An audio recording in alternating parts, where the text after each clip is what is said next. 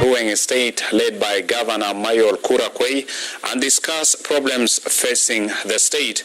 The chairperson of Information Committee in Council of States, Jaden Jada, said issues raised by the delegation would be studied prior to taking any appropriate decisions.